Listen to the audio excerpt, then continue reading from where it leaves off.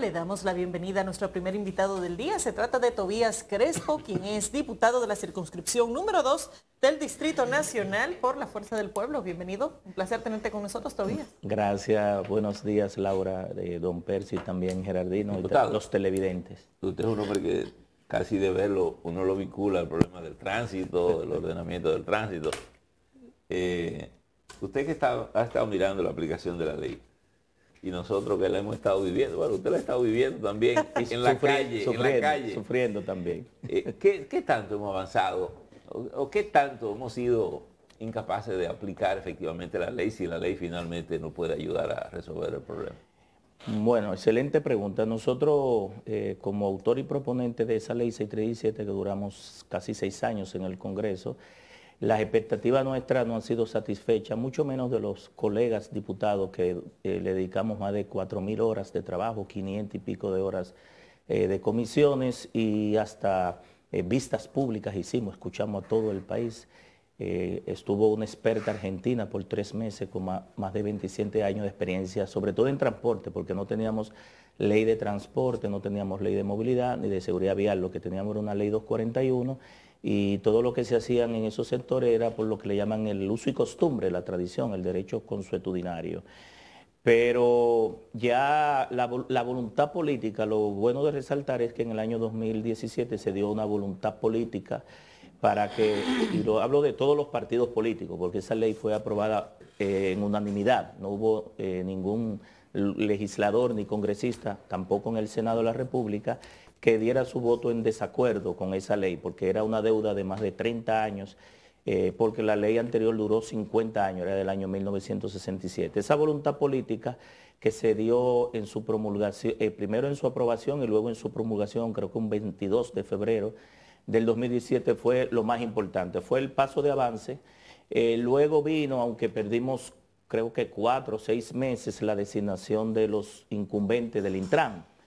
Pero la designación de los incumbentes del Intran, con su inicio en la aplicación, eliminó 5 instituciones que de manera dispersa, atomizada, yo decía que eran unas entelequias, que más que aportar al sector, intervenían en reducir su desarrollo, que fue la OTTT, la DGTT, el FONDET, el CAR, y se eliminó también la caja de pensión y jubilación de los choferes.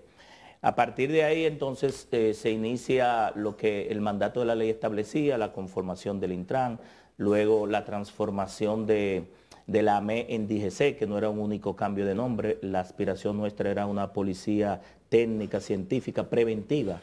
Y desde el punto de vista del Intran, la aprobación de 32 reglamentos de aplicación, que son los que le dan vida, sentido y operatividad a una ley. De esos reglamentos, el Intran creo que lo redujo a 24, lo consolidó y solamente hay aprobado 13 de ellos, de los cuales faltan 10 y de los 13 ninguno está en aplicación. Yo he visto, por ejemplo, anunciando tanto el anterior director como del actual, la aplicación del reglamento del sistema de conducir por puntos que establece la ley. La anterior gestión lo había dejado del gobierno anterior, creo que en el 2019, en enero del 2019 se aprobaron los primeros 6 reglamentos y uno era ese. Todavía nosotros no hemos visto, 4 años después de eso, la aplicación de un simple reglamento que lo que establece es una medida administrativa del Intran para evitar las reincidencias a los violadores de la aplicación de ese sistema, que es un sistema, digo yo, informático de integración de lo que es la DGCET, el Intran, la Procuraduría General de la República y la Justicia, para aquellos violadores a la ley, establecer una medida administrativa de suspenderle la licencia de conducir por 6 meses, 8 meses, 1 año y hasta 2 años, y no ha empezado a aplicarse.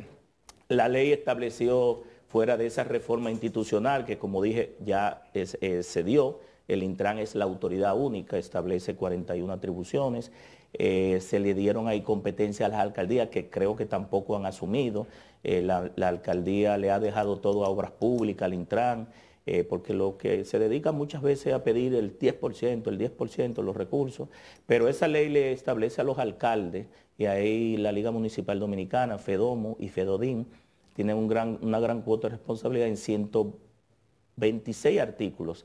De esos 360 dice, el Intran y los ayuntamientos en su área de jurisdicción, porque el ejecutivo del territorio es el alcalde. El Intran viene siendo el órgano rector, el regulador del sector, el que establece las políticas públicas, define los reglamentos, los estándares y trata de coordinar de manera sectorial con cada uno de los entes la aplicación de la ley, cada quien en sus roles, ¿sí? Cada quien en su función.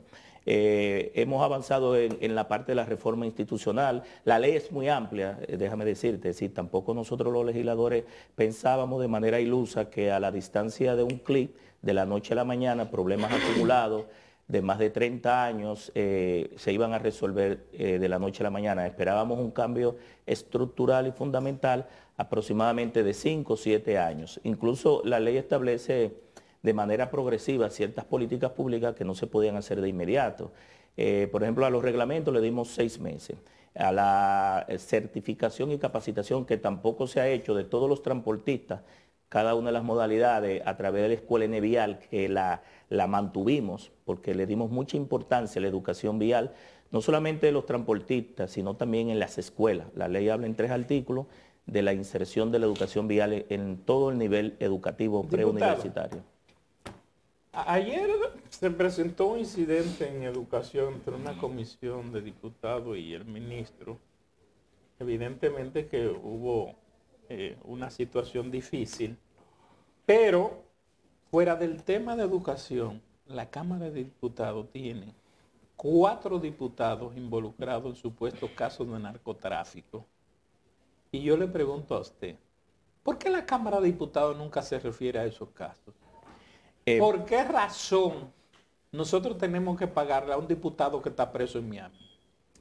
Bueno, ahí en ese caso de esas acusaciones, quien tiene la gran cuota de responsabilidad, aparte de la Cámara, que es un ente, porque la Cámara debe expresarse por su órgano, pero la Cámara actúa también, Geraldino, por una solicitud de la Procuraduría General de la República, que tengo entendido que asignó unos procuradores para eso, y en la Suprema Corte de Justicia por el tema de la famosa jurisdicción privilegiada, que al final no es privilegiada nada porque lo condenan en única instancia. Pero ya van 2 años y no se ha dicho nada. Ya ahí tiene la responsabilidad la Procuraduría General de la República, que es quien tiene sobre sus hombros la facultad de remitir a la Cámara de Diputados para que la Cámara de Diputados le quite que le llaman la inmunidad parlamentaria, pero realmente la función que se le quita o que se le desprende es la función de protección legislativa. ¿Cuántos legisladores, diputados ha sancionado la Comisión de Disciplina que ustedes tienen?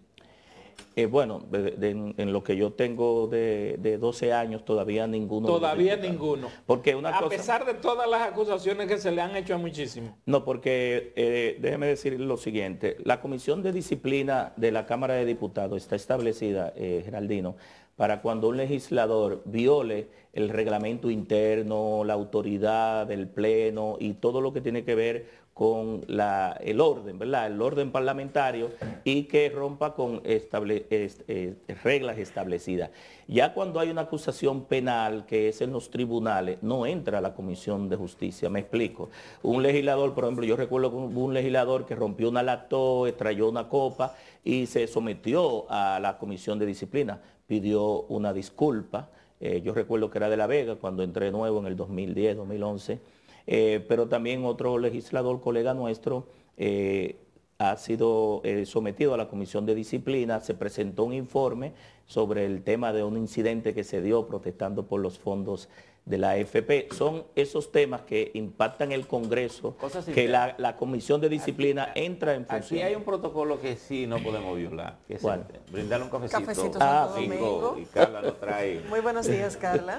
Y fíjese, quiero aprovechar a propósito de protocolo.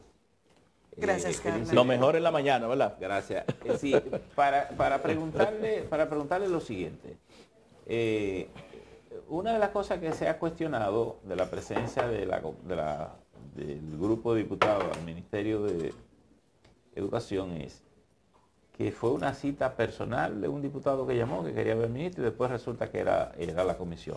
¿No se supone que hay un protocolo que una comisión tiene que formalizar cuando requiere o interpelar a alguien, o invitar a alguien, o visitar a alguien, hacerle saber, la comisión del Senado o de la Cámara de Diputados quiere venir a verlo y usted lo recibe, o le dan los temas, o usted está preparado para que la comisión le toque algunos temas que le pueden interesar. Más que un protocolo, es reglamentario. Para nosotros poder invitar a un ministro o que nosotros visitemos a hacer un descenso, el reglamento establece que alguien debe solicitarlo bajo una problemática o la investigación de un caso. Eso es lo primero. Lo segundo es que debe aprobarlo la comisión con mayoría.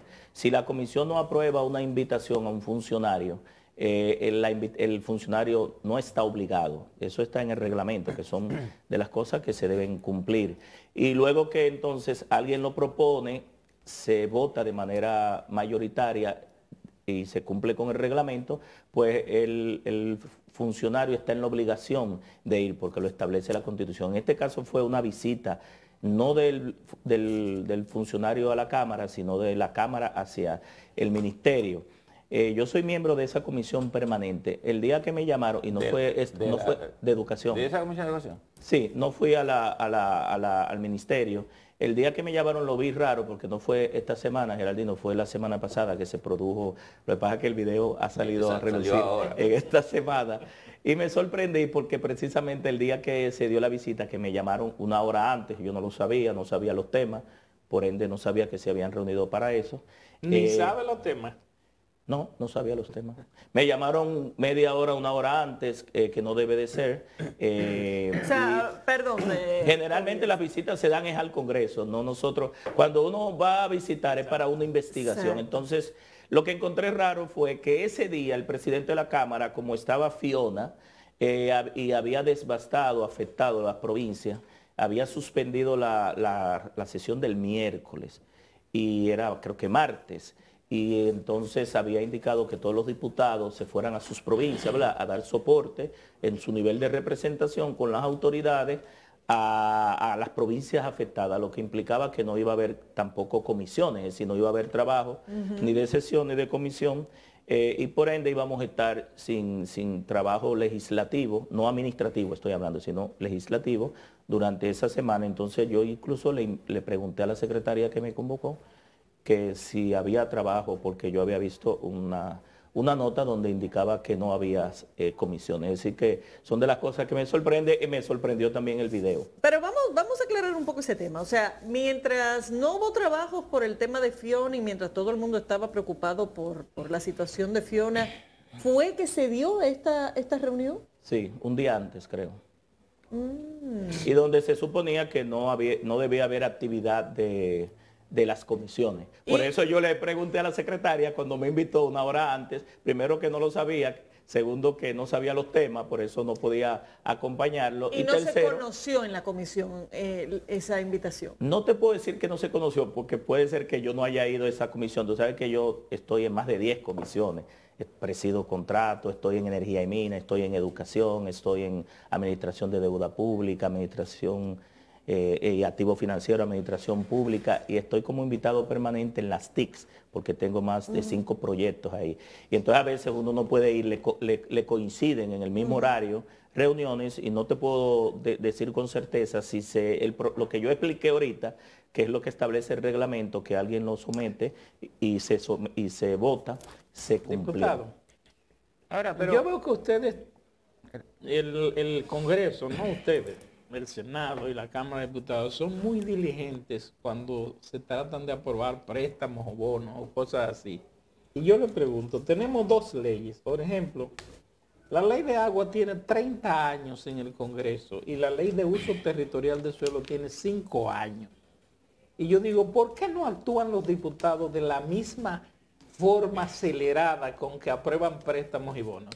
Mira, este Congreso del Partido Revolucionario Moderno se ha convertido en un intermediador de préstamos. Lo único que hemos hecho en estos 2 años, yo lo digo con verdadera responsabilidad, aunque pertenezca al cuerpo, es aprobar un festival. Toda la semana nosotros nos tienen un festival de millones de dólares de préstamo y algunas veces de euros, ¿verdad? Porque hay organismos que no prestan en dólares. Y los temas importantes no se le ha dado salida, es decir, Se han aprobado casi 15.000 millones de dólares en préstamos. Hay más préstamos aprobados. En el mismo presupuesto complementario hubo un déficit fiscal, se aumentó el déficit fiscal de 3.0 a 3.6. Y ese dinero de ese aumento del déficit va a haber que buscarlo. Me imagino que ahora el gobierno con Fiona, dice el ministro, que afectó alrededor de 20.000 millones de pesos. Eso es más préstamos que van a buscar, porque a este gobierno se le ha aprobado primero en el 2020 un presupuesto, aparte del presupuesto complementario, que por vez primera se aprobaron 2 presupuestos complementarios en un año, fue por la pandemia, ahí hubo una justificación, se le aprobó al gobierno anterior y al de Luis Abinader 1 billón de pesos en presupuesto. Ese mismo año se le aprobaron 283.000 millones de colocación de bonos. Al año siguiente, que fue en diciembre del año pasado, otro billón y pico de pesos en presupuesto, billón, estoy hablando de billón. Sí, no pero de yo millón. me estoy preguntando por qué las otras 2 leyes no la terminan. Bueno, hay que preguntarle, la prioridad la define el quien dirige el organismo, pero no es solamente esas leyes, Geraldino, está el Código Penal, aparte de la ley de aguas que tú hablas, la de ordenamiento territorial, el Código Civil, el Código de Procedimiento Civil, hay una ley sobre participación ciudadana que tiene que ver con los plebiscitos, la ley de fiscalización y control político, la gestión gubernamental. Nosotros tenemos alrededor de 47 leyes que son reservas de ley de la Constitución del 2010 que tampoco se ha aprobado. Hemos aprobado 100 y pico, eran 150. Del 2010 al 2020, se aprobó, en esos 10 años, se aprobaron 100 y pico de leyes. Todavía faltan 47 para ajustar a la Constitución. Pero lo que quiero recuperar a la inquietud de Geraldino en el sentido, porque lo que le pregunto es ¿por qué son tan ágiles aquí y no allá? La respuesta de Geraldino, don Perso, disculpe, se la dio una vez el padre Masalle al Congreso, a este Congreso, cuando dijo, si el Código Penal hubiese tenido un préstamo, lo hubiesen aprobado de emergencia. Bueno, ayer el Senado aprobó. Si hubiese venido el Código Penal con un préstamo, este Congreso lo hubiese declarado de urgencia y en 2 legislaturas consecutivas. Ayer el Senado aprobó el presupuesto complementario y 31.000 millones de pesos de préstamo. 31.000. Millones. Este gobierno se va a ganar el galardón. No, pero lo lo difícil de todo esto, Percio, yo lo digo, siempre tomo un turno con los préstamos, que no he votado por ellos, es que no han dejado una impronta, es decir, no han dejado un legado. Cuando tú recorres el país y te das cuenta qué han hecho con casi 14.000, 15.000 millones de dólares, pero 2 billones de presupuesto, 2 presupuestos complementarios. Mire, el año pasado nosotros le aprobamos al ministro de Educación, que por suerte lo quitaron, porque ese ministerio era de escándalo en escándalo, al ministro de Obras Públicas y al ministro de lo que era la OISOE, que hoy es el Ministerio de Vivienda y Edificaciones Habitadas, una dispensa por 44.000 millones de pesos adicionales al presupuesto complementario para terminar del gobierno anterior. 722 escuelas, 17 hospitales, 2 unidades de atención primaria y 4 carreteras, y era de urgencia. Y tú preguntas cuántas de esas obras se han inaugurado y no ha habido ni 2 ni 3 obras, lo que te indica que hay una incapacidad gerencial y política de este gobierno que ha manejado mucho dinero, Diputado, pero no se ha visto los resultados. Laura intervenga, para que esto no se me pierda, pero ese es un reproche que se le puede hacer a los gobiernos democráticos, a todos, incluyendo a... Sí, pero recursos han tenido para terminar las escuelas. Pero lo que quiero recuperar es la inquietud de Geraldino en el sentido de por qué no hay un sentido de prioridad de lo que es útil para el país. Por ejemplo, tengo entendido que el propio presidente se ha estado reuniendo con los voceros de los partidos y con ustedes incluso en el Palacio, identificando esas prioridades. Con sus legisladores, con nosotros yo no sí, he ido al Palacio. No, y los voceros de los partidos de oposición han ido a reunirse con el presidente porque son reuniones públicas, no son reuniones secretas. Van los del PLD, va la Fuerza del Pueblo y van todos y a conversar con el presidente sobre las prioridades legislativas. Y evidentemente algunos de esos proyectos están ahí, incluyendo la ley de extinción de dominio que finalmente se aprobó, eran de los temas que se abordaban. Entonces, ¿por qué no tenemos ese sentido de prioridad? Bueno, porque yo entiendo que este gobierno le cayó, como dijo un expresidente, por ósmosis. No tenían planes, no tienen proyectos, no tienen política. Este gobierno se ve dando tumbos por todos los lados. Es decir, es verdad que entró en una pandemia, le entregaron una pandemia, pero usted se le elige bajo las crisis, son oportunidades. Son oportunidades. El gobierno se disculpa en el COVID. Se disculpa en la guerra de Rusia con Ucrania. Ahora se va a disculpar con Fiona para no abordar los problemas del país. Entonces, cuando tú no tienes un plan, cuando tú llegas a un gobierno de carambola, el resultado se está viendo, un desorden en todas las instituciones. Hubo un presidente de un partido opositor que dijo que este gobierno ha puesto el país boca abajo. ¿Cómo fue? ¿Que lo acostó boca abajo? Que ha puesto el país boca abajo. Tobías, en 20 segundos, porque se nos acabó el tiempo, no sé que se nos acabó. Parquéate bien la iniciativa del Intran. ¿Cuál es tu opinión? Algo que yo reconozco de un ex jefe que me dijo, nunca hagas algo bueno que parezca malo. Es algo que es bueno, lo manda la ley, definir las alcaldías donde se van a parquear los vehículos, señalizarlo previo, divulgarlo, fiscalizarlo y sancionarlo, pero lo malo es el negocio que está detrás de eso, que es el negocio de la grúa y el negocio de pagar el local, que es ilegal e inconstitucional. Yo lo he dicho en esta semana porque ya hay una sentencia del Tribunal Constitucional que por estacionamiento no hay que retener el vehículo, por ende tampoco se puede pagar de manera administrativa una multa, una sanción por el pago de la grúa y por el pago del espacio. La ley 6317 dice la multa y la reducción de los puntos en la licencia de conducir es lo que se debe para un estacionamiento incorrecto. Bueno, muchísimas gracias, Tobías, por haber estado con nosotros. Despedimos, señores, a Tobías Crespo, diputado de la circunscripción número 2 del Distrito Nacional por la Fuerza del Pueblo. Vamos a una pausa y ya volvemos.